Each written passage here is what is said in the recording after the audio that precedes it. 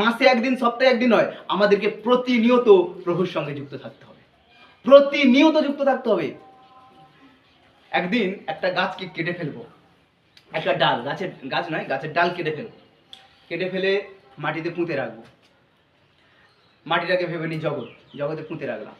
আবার 1 মাস পরে সেটার সঙ্গে আবার যুক্ত করে দিই, ভালো করে সার বীজ সেটার মধ্যে দিয়ে ভালো করে সেটাকে বেঁধে দেবো, ভালো করে বেঁধে দেবো, দিয়ে রেখে দেবো 2 দিন, 3 দিন, 4 দিন। আমরা যেহেতু প্রার্থনায় আসার পরে 3-4 দিন আমরা খুব পবিত্রতা আচরণ করি, তো সেরকম 3-4 দিন রেখে দিলাম, আবার কেটে দিলাম, দিয়ে আবার সেটাকে রেখে দিলাম, সেই পাঁকের মধ্যে রেখে দিলাম। আবার সেটাকে নিয়ে এসে আবার জুড়ে দিলাম 1 মাস পরে, দিয়ে আবার 3-4 দিন রেখে দিলাম। সেই ডালটা বেঁচে থাকবে? সম্ভব বেঁচে থাকা? হয়তো একবার কেটে দেওয়া হয়েছে, সেটাকে আবার যুক্ত করা হলো, হয়তো তার পরের বারে বেঁচে গেল। তারপর আবার কেটে দিয়ে আবার যদি আনি, আবার কেটে দিয়ে আবার যদি আনি, এরকম করি সারা বছর, একটা সময় তার অস্তিত্বই থাকবে না। সেই ডালটার ঝড় বৃষ্টি বহন করার শক্তি থাকবে না।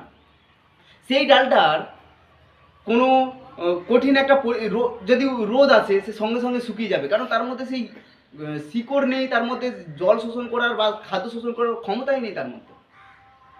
সেই রূপ আমাদের জীবন, খ্রিস্টবিহীন আমরা মৃত। খ্রিস্টবিহীন আমাদের জীবনে যখন পরীক্ষা আসবে, আমরা ঈশ্বরকে দোষ দিয়ে পালিয়ে যাব।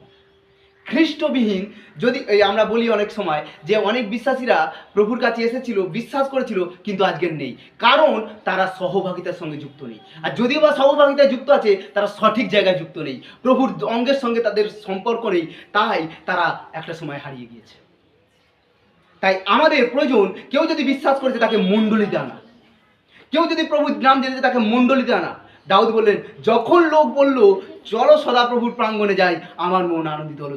তিনি জানতেন মানুষ এবারে বাঁচবে এই প্রভুর প্রাঙ্গণে।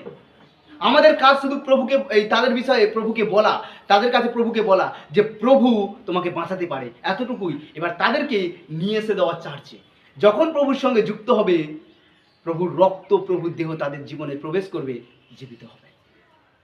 হালেলুয়া। ঈশ্বরের কাজ সেটা। তাই জীবন প্রভু যিশু, জীবনের উৎস ঈশ্বর, জীবন্ত জল প্রভু যিশু, আমাদেরকে পান করতে হবে।